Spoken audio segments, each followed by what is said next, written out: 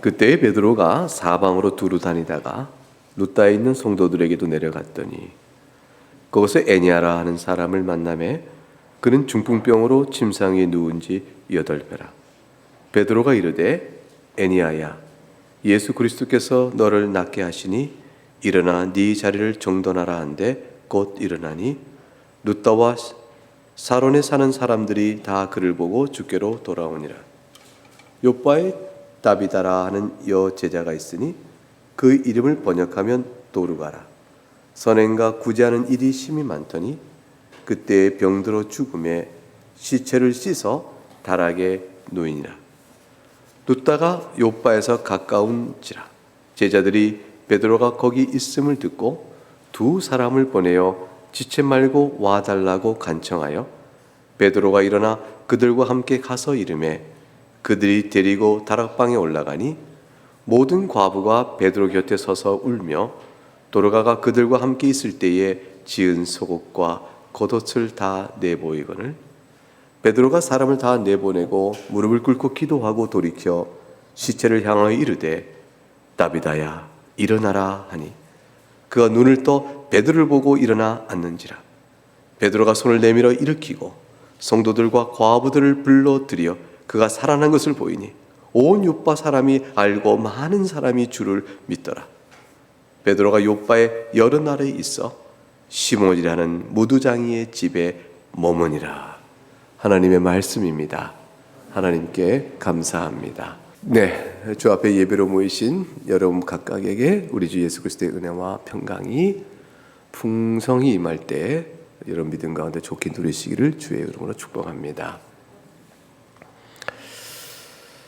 사울이 개종한 사건 뒤에 그 결론으로 우리가 지난주에 봤듯이 오늘 성경 읽었던 사도행전 9장 31절에 보게 되면 이렇게 기록하고 있죠. 온 유대와 갈릴리와 사마리아 교회가 평안하여 든든히 서가고 주를 경외함과 성령의 위로로 진행하여 수가 더 많아지니라 기록되고 있습니다. 그 부흥의 내용들이 구체적으로 어떻게 전개되었는지 이제 그런 내용을 오늘 이제 이하의 본문 속에서 증거하고 있습니다.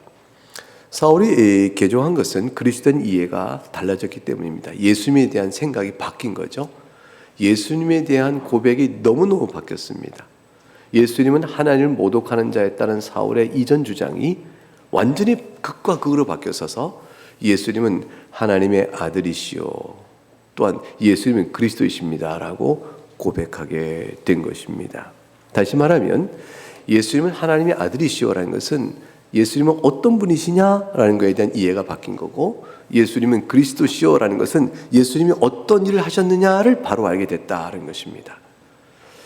예수님이 하나님의 아들이시다는 선언, 예수님이 어떤 분이시냐를 바로 알게 된 것은 그것은 바로 하나님이심을 고백하게 된 것인데, 신성 모독이 아니라 합당한 찬양인 것을 알게 된 거죠.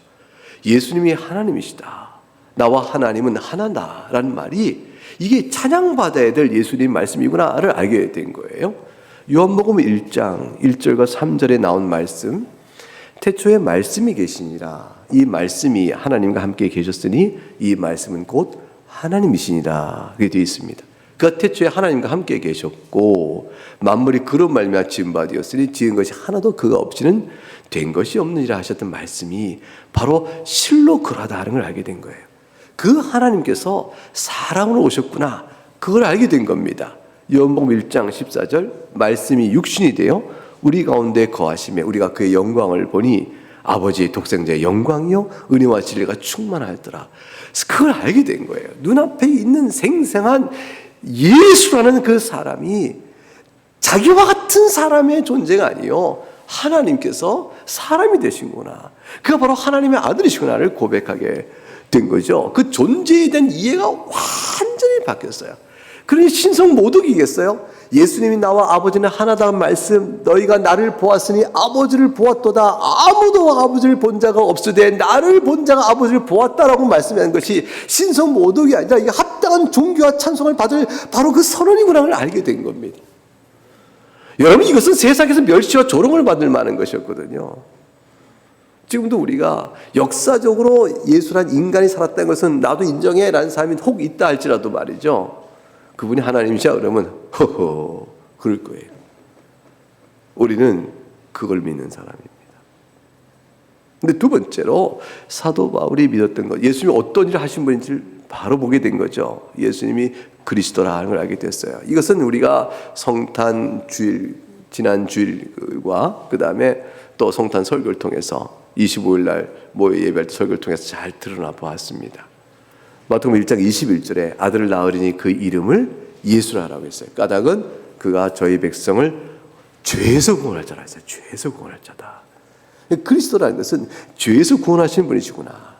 마태복음 1장 23절에 처녀가 잉태해 아들을 낳을 것이요 그 이름을 임마누엘이라 했으니 하나님이 우리와 함께 계시다니까 우리를 죄에서 구원하여 하나님과 함께 하시는구나. 사울은 이걸 얼마나 바랬는지 몰라요.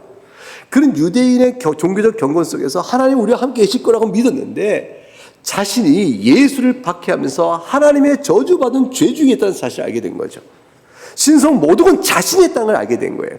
신성 모독죄로 예수를 죽이려 했으나 예수를 죽이려 한 자신이, 예수의 교회를 박해한 자신이 신성 모독의 죄를 범했다는 사실을 알게 된 거죠. 이건 하늘이 무너진 것 같은 고통이었어요. 말이 되는가? 하나님의 이름을 모독한 자를 죽여야 한다고 말했는데 그게 바로 나를 향한 정죄였다니 이걸 안 사울이 주 앞에서 무너지게 된 것입니다. 그리고 그 죄에서 구원할 자가 바로 자기가 박해한 그 예수뿐이라는 걸 알게 된 거죠. 자기 죄에서 나를 구원할 자가 누군가? 내가 박해한 예수뿐이구나. 그걸 알게 된 바울이 복음을 전했습니다. 과연 예수님께서는요 죄인을 불러 구원하러 오신 분이셨습니다. 마태복음 9장 13절에 내가 긍휼을 원하고 제사를 원하지 아니하노라 하신 뜻이 무엇인지 배우라. 나는 의인을 부르러 온 것이 아니요 죄인을 부르러 왔노라. 세상에 어느 메시아가 죄인을 부르러 왔다고 말씀하실까? 도무지 이해가 안 되는 말씀이잖아요. 의인을 불러 하나님 나라의 아름다움과 거룩함을 증거해야 되는데 무슨 죄인을 부르는가? 이유는 단순합니다. 우리 가운데 죄인 아닌 자가 없기 때문이죠. 그래서 그 죄를 가지고 주 앞에 나오는 자를 부르러 오신 거예요. 그 죄를 가지고, 죄의 짐을 가지고 용서하신 그리스도만을 바라보며 그 앞에 죄의 짐을 내려놓는 자를 부르시는 겁니다. 주께서 부르신 자는 죄를 고백하고 깨닫고 나오는 자들이죠. 그 깨달음과 고백은 주의 은혜로 주어지는 것입니다. 은혜로 믿음을 가지고 나오는 자들을 부르십니다. 여러분이 믿음을 고백할 때 주께서 먼저 은혜를 받았던 사실을 처음부터 알고 나오는 자는 없습니다. 내가 믿는다고 말을 합니다. 내가 믿는 믿음은 주께 주신 은혜라는 것을 뒤에 가서야 알게 됩니다. 잠시 후면 알게 됩니다. 어마어마한 것을 믿고 있거든요. 바울처럼 뒤집어지는 것이죠. 이 말씀을 안다는 것, 이 복음의 이 선언을 믿고 안다는 것은 너무너무 중요합니다. 오늘 예배로 나오신 여러분 모두는, 그 영상 앞에서 예배하는 여러분들은 다 이 복음의 진리 앞에 우리가 하나 된 것임을 믿고 확신합니다. 그러하시죠? 오늘 베드로를 통해서 주는 본문의 메시지는 바로 이 복음, 하나님의 아들이신 그분이 사람이 되시사 자기 백성을 죄에서 구원하여 하나님과 함께 하시는 일을 이루시는 그 복음의 귀한 역사가 죄의 억압 때문에 고통받는 슬픈 인생을 어떻게 구원하시고 무엇을 주시는가를 보여주는 놀라운 은혜의 아름다운 그 복을 보여주는 겁니다. 그것을 가르쳐주고 있어요. 죄에서 해방하는 하나님의 능력이 무엇인가를 보여주고 그 능력으로 인하여 죄인이 겪어야 될 죄의 심판의 모든 고통이 어떻게 풀어질 것인가를, 어떻게 노임받을 것인가를 선명하게 보여줍니다.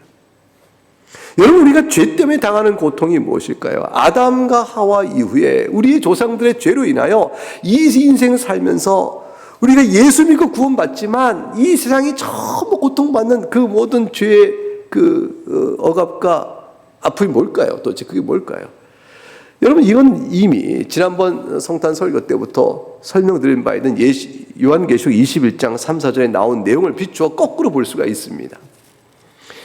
요한계시록 21장 3, 4절을 보게 되면 하늘에서 보좌에서 큰 음성이 납니다. 하나님의 장막이 사람들과 함께 있으며 하나님이 그들과 함께 계시니, 임마누엘이죠. 임마누엘이 이루어진 사건입니다. 그들은 하나님의 백성이 되고 하나님 친히 그들과 함께 계셔서 우리를 가리킵니다. 교회가 임마누엘의 큰 복을 누리는 그 나라에 임하게 될 때 4절에 모든 눈물을 그 눈에서 닦아주시니 다시는 사망이 없고 애통하는 것이나 곡하는 것이나 아픈 것이 다시 있지 아니하리니 처음 것들이 다 지나갔습니다. 여러분, 지금 우리가 겪는 모든 슬픔과 아픔은 죄의 심판 아래 있는 것인데 이게 다 처음 것들이에요. 이거 다 지나가 버립니다. 성경은 말합니다. 그 나라에 없는 것이 지금 우리가 겪는 죄의 심판입니다. 죄 아래 살아가는 삶의 고통입니다. 그 나라에 없는 것, 눈물입니다. 그 나라에 없는 것, 사망입니다. 그 나라에 없는 것, 애통함이라고 그랬습니다. 그 나라에 없는 것, 곡하는 것이라고 했습니다.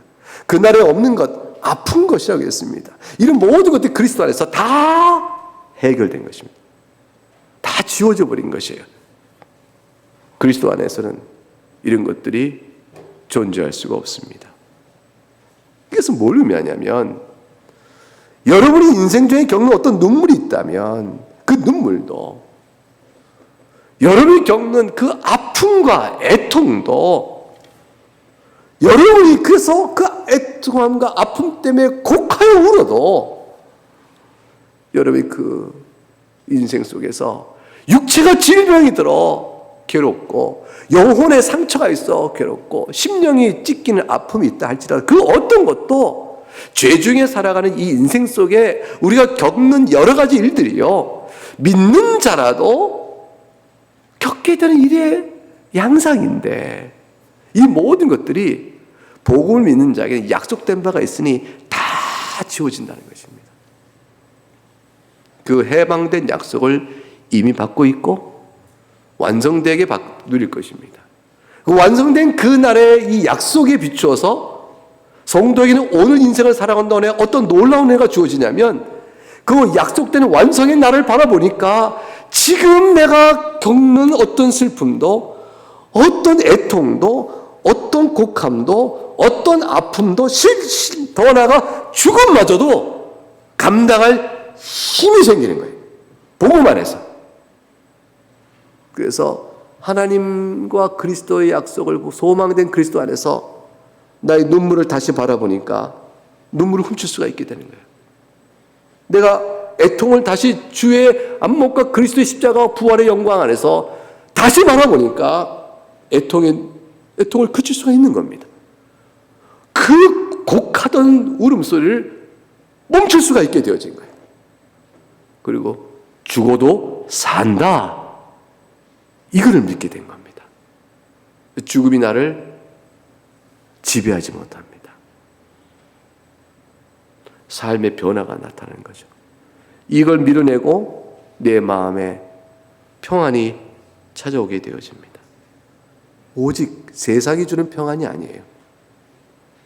세상 것의 상실과 또 빼앗김과 세상이 주는 분노와 다툼, 시기, 질투, 이런 모든 것들이 역사하여 나에게 눈물을 줬고, 나에게 애통을 줬고, 나에게 곡함을 줬고, 곡하고 울게 만들었고, 나를 아프게 만들었는데, 이 모든 것들이, 그래서 나라고 하면 살지만 죽는 것 같다라고 만들었는데, 이 모든 것들이 그리스도의 나라의 약속된 완성된 날을 바라보고 성령께서 지금 역사하시니까 그 복음에서 내가 지금 어떤 자이지? 죄사함 받아 이 모든 것들을 해방된 약속을 받고 있는 자요, 이미 주께서 이미 맛보게 하시고 있는 은혜를 누리고 있으니까 영생을 살아간다는 힘과 그 즐거움이 내 안에서 오게 됩니다. 이 관점이 삶의 기쁨의 관점을 죽게 두게 된 거죠. 그러면 이거를 밀어내기 시작합니다. 그리고 모든 짐이 주 앞에서 가벼워지는 은혜를 누리게 되어집니다.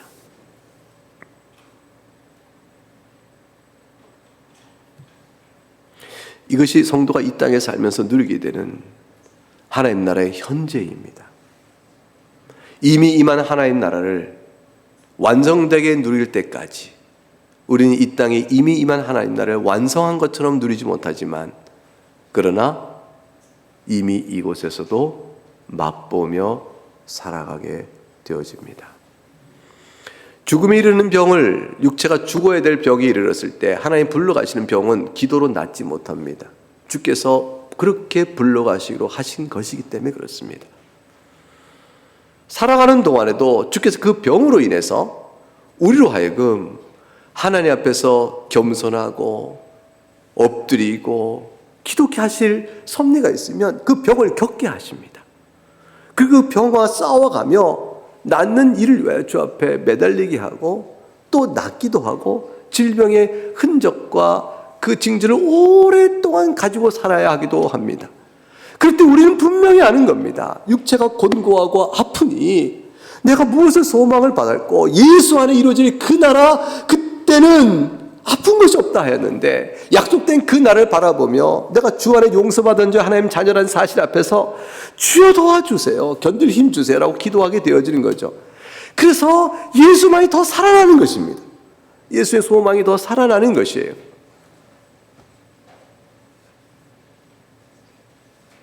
(80이) 가까이 노모가 40 넘은 아들의 질병을 간호하고 있어요. 40년 넘는 세월 동안에 그 자식 병수레하면서 80에 이르도록 살아가는 노모가 있어요. 이 노모는 그 아들의 병수를 하면서 오직 예수 안에 소망 갖고 삽니다. 아들도 믿음 안에 있습니다. 같은 믿음 안에 이 힘겨운 인생을 살아갑니다. 내가 약한 아들을 낳아서 병중에 있게 하였으니 주께서 나를 부르실 때까지 이 아이를 돌보고 가는 것이 내게 마땅하다 생각합니다. 그리고 좌우를 돌아보나 세상에 소망이 없고 주께 이루실 그날에 온전케 하실 그 날만을 바라보면서 지금도 기도 중에 그 인생의 하루하루를 견뎌가고 계십니다. 그분의 늘 한 번씩 연락이 와요. 거의 매일 연락이 와요. 어떤 형편에 있는지 기도 부탁하시면서. 힘든 인생이죠. 참 힘듭니다. 근데 얼굴빛 웃음 잊지 않고 견뎌갑니다. 예수 믿는 신앙 아니면 어려운 일이죠. 예수 믿지 않는 사람도 삶을 견뎌갑니다. 왜냐하면 살아야 되니까. 사는 삶을 당장 삶을 끊겠다 하지 않는 한 부딪히는 삶 속에 견딜 수밖에 해요. 견뎌야 되는 거잖아요. 그 견딜 수밖에 없는데 소망으로 견딜 것은 없죠. 견딜 수밖에 없어 견디는 것과 소망을 바라보며 그 견뎌야 될 상황을 어떻게 보고 견디느냐, 이미 임한 하나님 나라를 맛보며 살아가느냐는 전혀 다른 것입니다. 여러분에게는 주의 나라가 이미 임하였습니다. 이 사실을, 그리스도의 복음이란 이 사실을 성경은 오늘 베드로의 사건을 통해서 복음을 이방인까지 전하면서 이 복음이 바로 이것이야, 그걸 알려주는 몇 가지 사례를 쭉 제시하고 있습니다. 그걸 위해서 사람으로는 할 수 없는 능력을 주께서 사도들에게 부어주신 거예요. 지금은 복음으로 기록된 말씀의 증언을 통해서 선포되는 이 귀한 복음을 그때는 사도들의 행적을 통해서 그들에게 보여주고 있습니다. 첫 번째 사례가 질병에서 해방되는 죄사함의 은혜의 혜택입니다. 이것이 이제 사도행전 9장 31절과 35절에 나옵니다. 베드로가 사방으로 두루 다닙니다. 복음을 전하는 것이죠. 근데 루따에 사는 성도들에게 내려갔습니다. 이 루따의 지역은 혹시 지도가 혹시 나와요? 루따가 볼 수 있으면 볼까요? 예, 여러분 보면 되죠. 여러분 볼 때 왼쪽 아래가 예루살렘입니다. 유대라고 써 있죠. 그 위가 예루살렘이에요. 거기서 쭉 첫 번째 화살표 멈춤 장대가 루따입니다. 여기도 유대인들이 살던 지역이죠. 여기 베냐민 지파의 작은 마을인데 여기에 갔다가 그 다음에 우리가 구절에서 다음 구절 볼 때 요빠로 가면 요빠는 저 해변의 항구예요. 요빠는 원래 이방인들이 지배를 많이 했었고 여러 민족들이 그때그때마다 틈나는 좋은 항구였습니다. 그런데 저기 유대인들이 왜 살게 됐냐면 로마 제국이 다 점령한 다음에 그 지역을 유대인들 살라고 내줬어요. 그래서 요빠 지역에 유대인들이 또 거하게 됐습니다. 베드로는 우리가 다음 주에 보게 될 사도행전 10장 넘어가게 되면 요빠로부터 안디바들 지나서 저기 가이사라 위로 올라갑니다. 거기서 고넬료라는 사람을 만나는 유명한 사건을 경험하게 되는 거죠. 이게 베드로의 행적 속에 쭉 나타났던 유대인들 거주지를 찾아 복음을 전한 베드로의 행적입니다.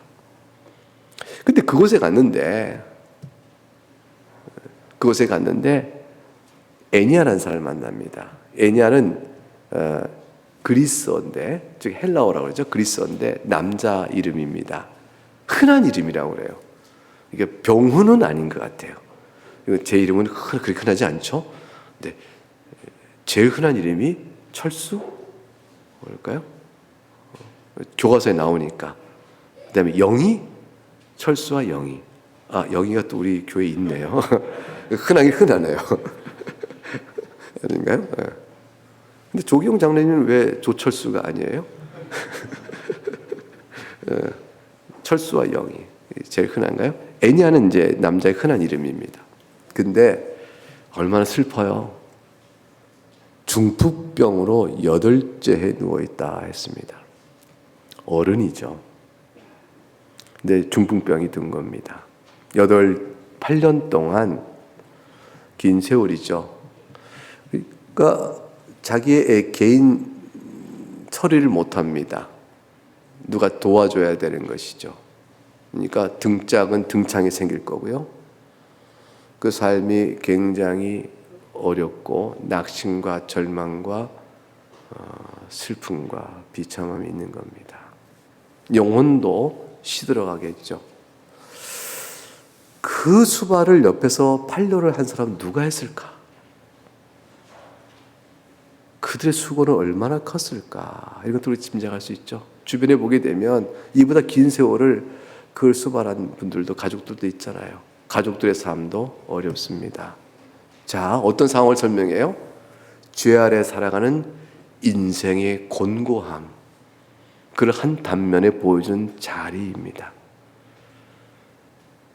근데 그곳에 복음이 전해졌어요. 그리고 루타에 사는 성도들이 있는데 그들에게 베드로가 찾아가 복음으로 격려하고 위로하는 가운데 만난 애니아입니다. 성도들이 애니아를 베드로에게 보인 거죠. 하나님께서 베드로를 이 애니아에게 보내주신 겁니다. 애니아의 영혼에 빛을 주신 거죠.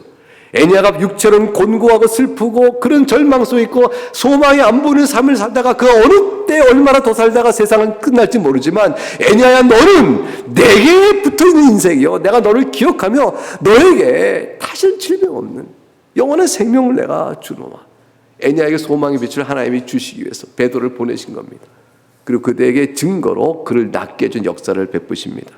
34절에 애니아야, 예수 그리스도께서 너를 낫게 하시니 일어나 네 자리를 정돈하라. 일어나 네 자리를 정돈하라. 이것이 우리에게 주시는 하나님의 복음의 말씀이에요. 여러분 형편이 어떠하든지 일어나 네 자리를 정돈해라. 이게 주께 주신 여러분의 하나님 복음의 말씀입니다. 모든 성도는 이 복음을 듣습니다. 여러분의 삶의 자리가 어떠든지 일어나십시오. 영혼의 낮음에서 하늘로 이렇게 세워야 합니다. 마음이 세상으로 가라앉는 데서 하늘로 보도록 영혼을 들어 세우세요. 그리고 일어나세요. 그 주님을 찬양하세요. 그리고 주께서 내게 베푸신 은혜, 내가 무엇으로 갚을꼬? 그 찬송을 입에 담아 부르시면서 일어나 자리를 정돈하라. 우리는 처음 것들은 지나가고 옛사람을 지워가며 새사람 가운데 사는 사람들이거든요. 주님은 베드로분의 그 자의 육체 질병을 낫게 하며 일어나 걸어가는 것은 그에게만 해당된 말 같지만 이게 주고 있는 영적 교훈을 우리에게 그대로 보게 되면 누구에게나 주어지는 말씀입니다. 왜냐하면 우리도 복음으로 나은 자기 때문에 그렇습니다. 병자가 나은 자가 병자의 자리에 있지 않듯 그리스도 안에 새 사람 된 자가 죄된 옛사람의 자리에 눌러 앉을 이유가 없는 거죠. 효력이 바로 나타났습니다. 그는 바로 일어났고 예수 그리스도의 능력이 증거가 됐습니다. 우리의 죄사함은 예수 그리스도께서 약속하신 죄사함은 믿으면 바로 효력이 나옵니다. 믿을 때에 우리 주에서 하게 된 주의 약속이 믿고 주를 향하여 나가고 있음에도 불구하고 주께서 가만히 있어봐라. 너는 더 있다가 글쎄 한 10년 뒤까지 네가 잘 믿나 보자. 이렇게 하셔서 우리를 용서하신 것이 아닙니다. 주의 약속은 믿을 때에 바로 용서하십니다. 이게 하나님의 복음의 약속이에요. 누구나 그러합니다. 누구나 죄의 짐을 주 앞에 내려놓고 회개하며 주여 나는 죽을 자요 영원한 형벌을 받을 자요 본성상 부패한 자입니다 라고 고백하면 예수 그리스도는 내 죄를 속하시고 부패한 나를 용서할 줄 믿습니다 고백하면 살려주신단 말이에요. 이게 살려주십니다. 그리스도를 믿고 회개하는 자 가련해서 살리지 아니하시고요 누구든지 살리십니다. 죄사함을 베푸십니다. 그리고 그 약속의 효력은 즉각적으로 나타납니다. 믿는 자에게 즉각적으로 나타납니다. 결과가 어땠을까요? 39절에 보니까 룻다와 샤론에 사는 사람들이 다 그를 보고 주께로 돌아오는 귀한 역사가 생겨서 복음이 전해지고 곳곳에 교회가 세워진 귀한 역사가 생기게 된 것입니다. 우리에게도 이 복음이 전해져서 예배케 되는 거죠. 여러분도 돌아온 자잖아요. 룻다와 사론에 사는 사람들이 다 그를 보고 주께 돌아왔는데 우리도 중풍병자였다가 나은 자이기도 하지만 그 나음을 보고 내 영혼의 죄사함 받고 예수 그리스도를 믿음으로 말미암아 구원받는 복음 메시지를 듣고 주께 돌아오는 자들 가운데 우리가 또 있는 거죠. 우리는 증언을 듣고 나오는 자들이니까 말이죠. 두 번째로 제시된 사례가 죽음에서 해방된 사례입니다. 이 놀라운 사례잖아요. 사실 이건 성경이 아니면 어떻게 믿어요? 어떤 일이 있냐면요. 다비다라는 제자가 아까 요바에 있었습니다. 근데 여자 제자라 했습니다. 어떻게 예수를 믿었을까요? 이분은. 근데 그 이름을 번역하면 도르가라 했습니다. 요바라는 것은, 다비다라는 것은 아람어입니다. 이 아람어는 유대인들이 문자는 히브리어를 쓰고 있는데 말하는 것은 히브리어와 아람어 그는 형제 언어예요. 거의 문법이 많이 비슷합니다. 히브리어 알면 아람어 해독이 쉽습니다. 근데 이 왜 언어가 아람어로 바뀌었냐면 지배 계층의 언어 때문에 그래요. 아수르가 북왕국 이스라엘을 지배하고 그 아수르, 바벨론, 시리아, 그다음에 그 메소포타미아 또 다메섹 지역의 아람 지역 사람들이 다 몰려와서 섞어 살면서 그 당시의 지배 언어인 아람어가 통용화가 되면서 역사에 그냥 고착돼 버렸어요. 그래서 말은 아람어를 하고 그 아람어는 히브리어와 굉장히 비슷하죠. 그 생활 언어는 아람어를 쓰고 문자는 히브리어 쓴 형태로 있었던 거죠. 근데 다비다다 그랬어요. 근데 히브리어 번역하면 그랬죠. 번역하면 도르가라. 이건 헬라어로 번역하면 그렇다. 헬라어로 말하면 도르가라. 이렇게 된 겁니다. 그래서 이 여인은 두 가지 이름이 있는 거죠. 아람어적 이름이 있고 헬라어 이름이 있었습니다. 그러니까 헬라파 유대인이었을 겁니다. 헬라파 유대인인 여제자가 있었는데 이 여자 제자는 정말 신실한 사람이었어요. 선행과 구제하는 일이 참 많았다 되어 있습니다. 그러니 주변에 그를 존경하고 사랑하는 사람들이 많은 거죠. 근데 어떻게 하나님께서 그 아름다운 사람을 먼저 병들어 데려가실까요? 병들어 그만 죽게 됐으니 그 시신을 씻어서 다락에 이렇게 누이고 막 사람을 보내서 제자들이 룻다에 있는 베드로에게 막 찾아가게 합니다. 베드로요, 우리 요바에 오세요. 요바에 와세요. 다 다비다가 죽었는데 한번 보세요 라고 베드로를 찾아갑니다. 베드로가 8년 된 중병자를 낫겠다는 소식은 이미 들었겠죠. 그들도 베드로를 찾아 간청합니다. 혹 알아?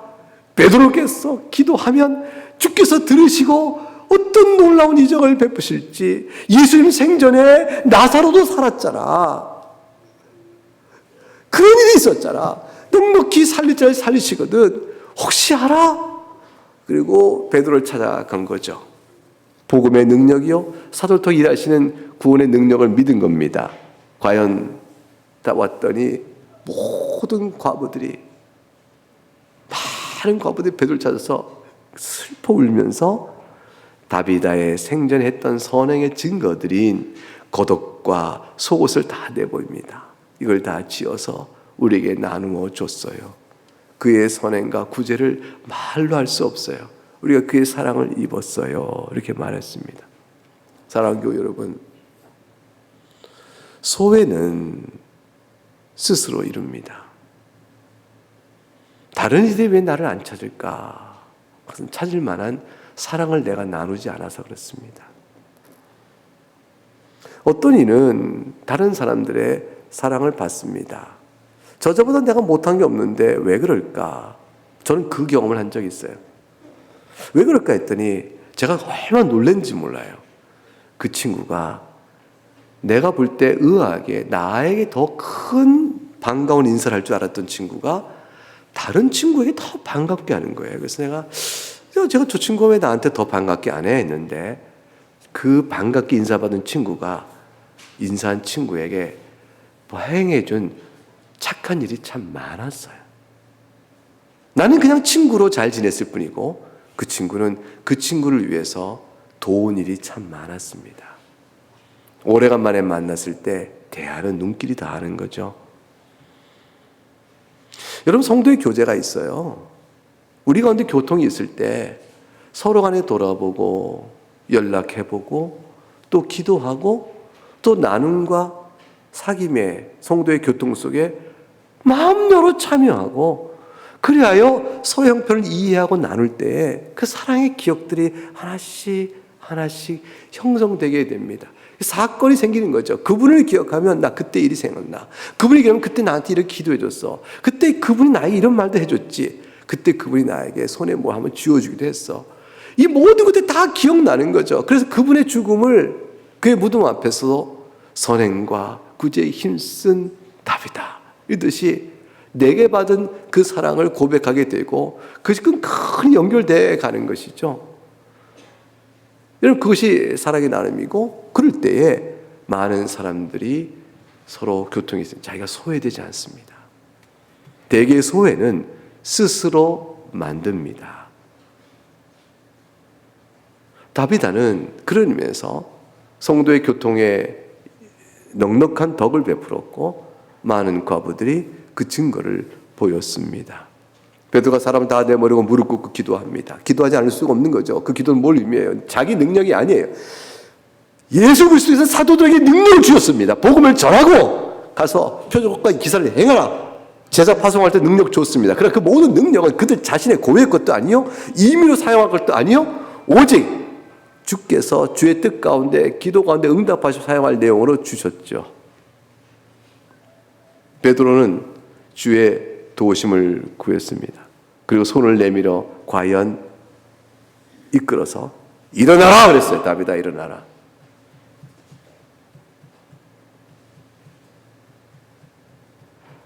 달리다 쿵 한 것처럼 일어나라. 일어났습니다. 복음은 중풍병자도 일어나고 죽은 자도 일어나게 합니다. 복음은 상한 영혼에게 힘을 주는 겁니다. 복음은 삶에 지친 자에게 힘을 주는 겁니다.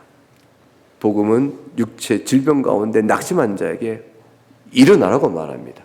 여러분의 심령을 일으켜 세우시고 여러분의 마음을 일으켜 세우시고 영혼을 일으켜 세우시기 바랍니다. 오늘 본문 속에 주어진 그 뜻들은 어떤 걸까요? 복음은 우리에게 죽음에서 해방시켜주는 사실을 이 사건을 통해서 하나님께서는 성경을 읽는 우리 모두에게 말씀하고 계십니다. 믿으라. 그리고 오늘 본문 속에서 우리가 놓치지 않아야 될 또 한 가지 마지막 사건이 있는데 그게 43절입니다. 43절 같이 읽어볼까요? 베드로가 요빠에 여러 날 있어 시몬이라 하는 무두장이의 집에서 머무니라 그랬습니다. 여러분, 무두장이는 가죽을 부드럽게 하는 걸 맞아 피업 관리하는 사람이죠. 그러니까 가죽은 딱딱하니까 두들기도 하고 부드럽게 만드는 일이 무두장이입니다. 여러분, 무두장이의 집에 베드로가 머물렀다는 것은요, 유대인이 보게 되면 이럴 수 있는 일이에요. 왜냐하면 무두장이는 죽은 짐승의 껍질을 벗기는 거 아니겠어요? 그러니까 항상 죽은 짐승과 접촉하고, 그 유대인의 관습이 보게 되면 뭐가 될까요? 부정한 일이에요. 유대인들은 절대 그걸 만지지 않으려고 했는 것이죠. 근데 베드로는 거기 들어가서 그들과 함께 교제해요. 뭘 의미합니까? 베드로에게서는 그 모든 유대인의 관습이 복음 안에서 자유케 됐다는 것이죠. 이것은 굉장한 사건인데, 이방인에게 복음을 전할 때 유대인의 관습에 비춰 이방인 가운데 꺼려할 만한 일들이 그들 가운데 생활 속에 사회적으로 이루어진 일들이 많아요. 그 많은 일들이 복음에 전혀 방해되지 않는다는 것입니다. 복음은 유대인의 관습에 지배되거나 제한되지 않습니다. 복음은 유대인의 관습에 따라 살도록 요구하지 않습니다. 우리들이 유대인화 되어질 이유가 없습니다. 그것이 처음 복음이 이방인에게 전해질 때는 얼마나 심각한 문제였겠어요. 왜냐하면 유대 사회를 통해서 그리스도가 오셨고, 유대의 역사를 통하여 복음이 예언되어졌고, 그것이 아브라함과 모세로부터 구약교회가 이루어졌고, 그렇게 이어져온 사회를 생각할 때에 우리에게 하나님의 말씀을 맡은 바 됐던 유대 사회의 모든 관습이 곧 하나님의 구원의 복음과 하나 된 것처럼 보였을 거 아니겠어요? 근데 그것을 가려내 계시한 것이죠. 그 예수님께서는 안식일 날 사람이 더 중하니 일하지 말라는 그러한 유대인의 관습에 대하여 사람의 생명을 구하는 하나님 뜻에 합당한 일이 왜 안식이라도 못하겠느냐를 하신 거죠. 여러분, 예배로 나오실 때 수고하고 일했잖아요. 일하지 않고 여기 온 사람 어디 있어요? 그 일이 안식일을 범한 것이 아닙니다. 주일을 범한 것이 아닙니다.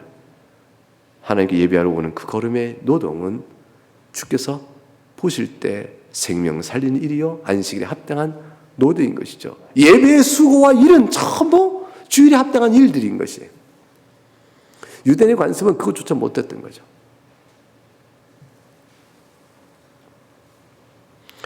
그래서 이 말씀 때문에 우리가 이렇게 자유롭게 예배할 수 있다는 사실도 본문 속에 하나 붙여놓습니다. 43절의 내용의 구체적인 내용은 다음 주에 보게 될 고넬료의 이야기 속에서 더 확인될 것입니다. 적용점과 기도를 나누도록 하겠습니다. 질병에서 구원하신 예수 그리스도의 복음은 우리에게 묻습니다. 예수 그리스도의 복음으로 말하면 너희가 모든 질병에서 구원을 받았는데 네가 지금 시달리고 있는 질병은 뭐냐? 주님이 물으십니다. 너는 무엇에 눌려 사느냐? 물으시는 겁니다.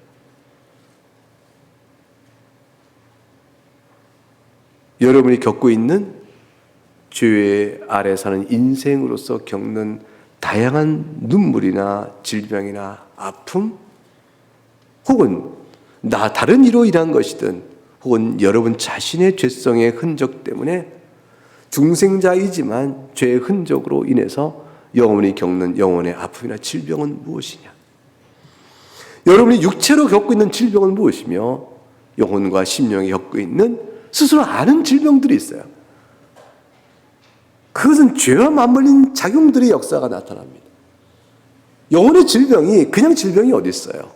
몸이 제 기능을 못할 때 나타나는 것들처럼 영혼이 주를 바라보지 못할 때 나오는 모든 양상들은 다 영혼의 질병이요 죄의 성격을 갖게 되는 것이죠. 그 모든 것도 지금 뭐가 있는가? 아니 다른 사람의 악으로 인해 내가 당함으로 당하는 슬픔의 이런 고통들은 뭐냐? 이것도 다 우리가 아픔을 겪는 거죠. 그것이 뭐냐고 물어보시는 거죠. 그리고 주님께서 말씀해 주는 겁니다. 예수 그리스도의 복음, 내 복음이 그 모든 것에서 너희를 치유하였으니, 너희를 낫게 했으니 일어나 걸으라고 말씀하신 거예요. 이 복음은 모든 성도에게 주는 약속의 말씀입니다.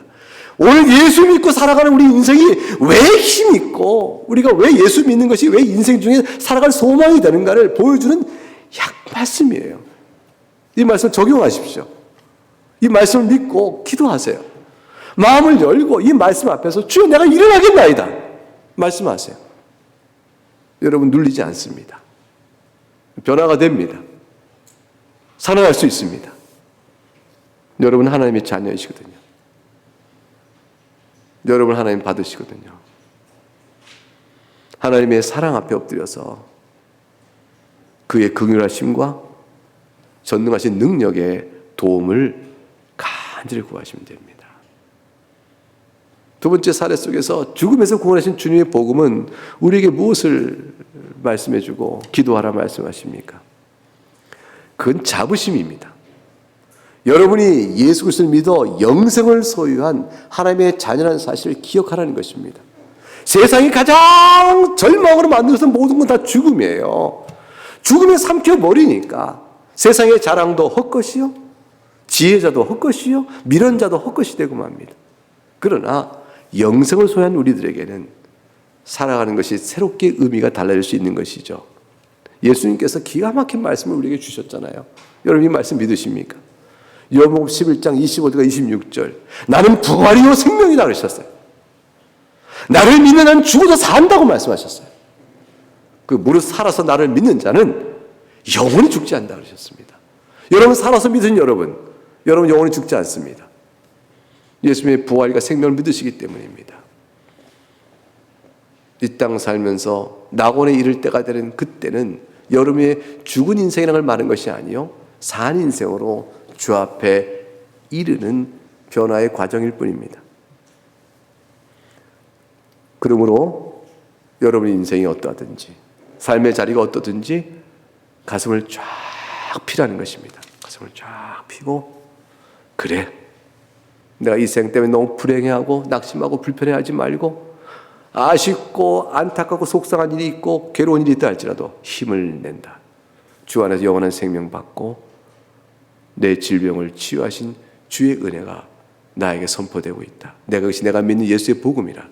죄사함을 받은 자의 이 땅 사는 동안에 누릴 영생의 즐거움이 여기에 있다. 이거를 믿으셔야 됩니다. 그걸 오늘 선언해 주십니다. 여러분에게 말씀해 주고 계십니다. 그리고 세 번째로 예수 그리스도의 복음으로 인하여 하나님께 나가기 위해 필요한 일들은 방해받을 것이 없다. 유대인의 관습이 우리를 억압하지 못한다. 매이지 않는다. 그래서 오직 하나님의 말씀과 교훈에 순종함으로 참으로 그리스도를 믿고 주 앞에 나오게 하신 큰 사랑을 생각하고 진정한 자유는 그리스도 안에 있구나 생각하며 다비드의 선행과 구제를 생각해 보는 겁니다. 여러분, 이 네 번째 적용이 사실 될 수 있습니다. 나는 다비드의 선행과 구제와 사랑과 나눔과 성도의 교통 속에서 넉넉한 사랑을 주고 받으며 이 즐거움에 참여하는가? 그걸 한번 생각해 볼 수가 있습니다. 오늘 본문은 다비드의 죽음과 그의 살아남 속에서 주께서 생명 얻은 자의 모습을 보여주지만 다비드의 개인의 모습은 여제자 그 모습 속에서 우리를 많은 것을 생각하게 됩니다. 누가 나를 위하여 울어줄고 누가 나의 슬픔을 위하여 기도해 줄고 그 질문 앞에 내가 누구를 위하여 울어주며 내가 누구를 위하여 기도해 줄 거를 생각해 보면 그분들이 나에게 한 분, 두 분 주변에 형성돼 갑니다. 교회 안에서 스스로 외롭게 살지 마시기 바랍니다. 교회 안에 스스로 소외시키지 마세요. 그것에 방해되는 것은 질병일 수 있습니다. 주 앞에서 새롭게 걸어가시는 여러분 될 수 있기를 주의 이름으로 바랍니다. 이것을 위해서 우리가 함께 기도할 텐데 먼저 찬송하겠습니다. 오늘 선포되는 주의 말씀이 여러분에게 적용되는 은혜를 생각해 보십시다. 여러분 일어나 네 자를 정돈하라 하셨습니다. 여러분 무엇으로? 그 사랑의 부르심 앞에 그리스도께 여러분을 용서하시고 여러분 삶 속에 일어나 말씀하시고, 죄에서 일어나라 말씀하시고, 삶의 모든 고난과 슬픔 속에서 견디어 일어나라고 말씀하십니다. 주께서 다 해방하셨거든요. 완성된 그 날을 우리에게 약속하셨거든요. 그러니 그 나라의 약속과 바라보면서 오늘 힘있게 살 수 있는 겁니다. 사랑하는 여러분, 여러분의 삶이 어떠하든지 그 은혜를 깊이 감사하며 지난 세월 붙들어주신 은혜 가운데 왔사오니 올 한 해 더욱더 그 은혜가 살기를 원합니다. 간절히 결단하고 기도하면서 우리가 주님께서 사랑하신 사랑에 어떻게 보답할까요? 오직 찬송밖에 없어요. 사랑과 선행으로 답이 당한 것처럼 주께서 베푸신 그 은혜를 깊이 기억하고 하나님을 찬송하는 겁니다. 하나님을 사랑하는 겁니다. 그리고 형제를 사랑하는 것입니다. 그 가운데 힘을 얻어 살아가 보십시다. 우리 마음을 주 앞에 내어드리십시다. 같이 적용해 기도하겠습니다.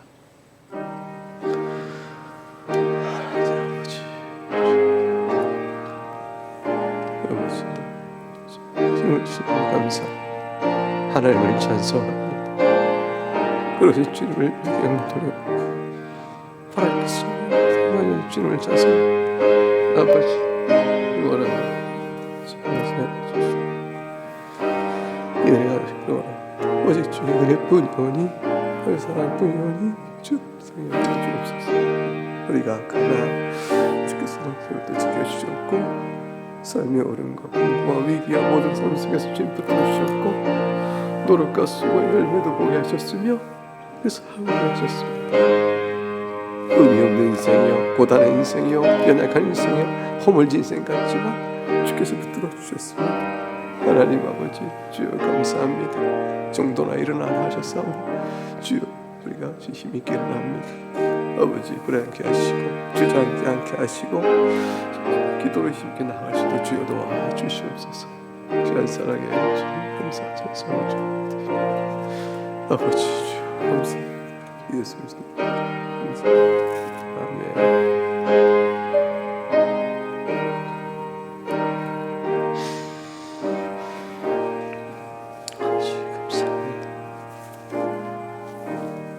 이제 기도를 더 이어하겠습니다. 여러분의 개인과 가족을 위해서 올 한 해 동안 하나님의 선한 인도를 구하시기 바랍니다. 하나님 아버지, 올 한 해 동안도 나 개인의 삶 속에 여러분 많은 문제가 있죠. 또 가족과 사랑하는 이들을 위해 기도할 일이 있죠. 위에서 한번 같이 주의 선하신 인도를 구하며 기도하겠습니다. 하나님 아버지, 올 한 해 동안 기도하겠습니다. 어떻게 살 것인가? 오늘 내 모습을 바라며 살겠습니다.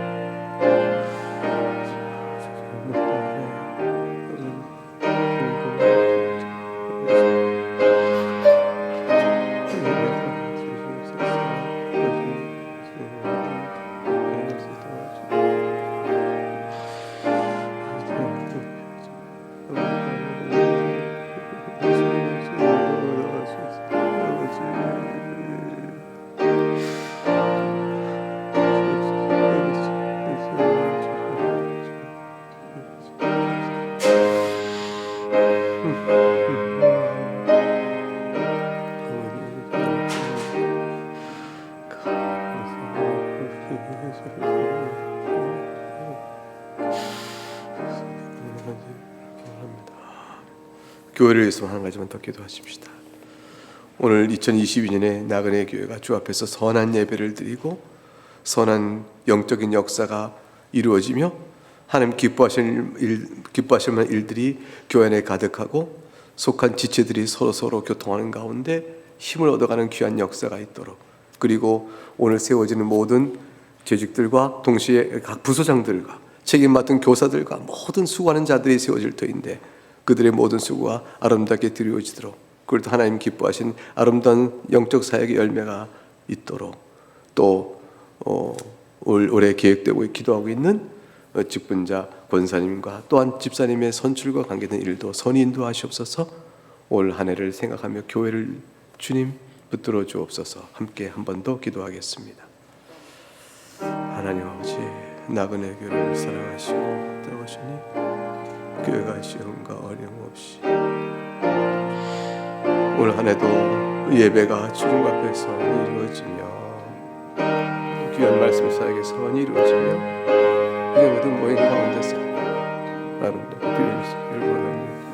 사랑하는 성도들 영적으로도 건강해지고 사랑과 고통을 좋게 나누는 가운데서 아버지 비장간의 위로와 격려들과 잘 도와주시옵소서.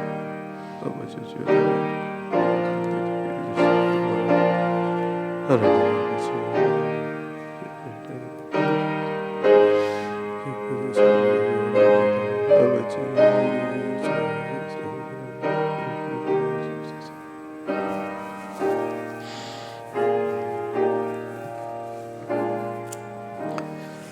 모아 기도하겠습니다. 하나님 아버지 감사합니다. 우리가 주 앞에 말씀을 듣고 이와 같이 함께 합심하여 기도하였고 또한 개인적으로 기도하여 주의 인도를 구했사오니 들으신 하나님께서 사랑하는 성도의 기도에 선히 인도하시고 응답하여 주시기를 빌고 원하오며 또 믿고 구하옵나이다. 감사하고 예수 그리스도 이름으로 기도하옵나이다. 아멘.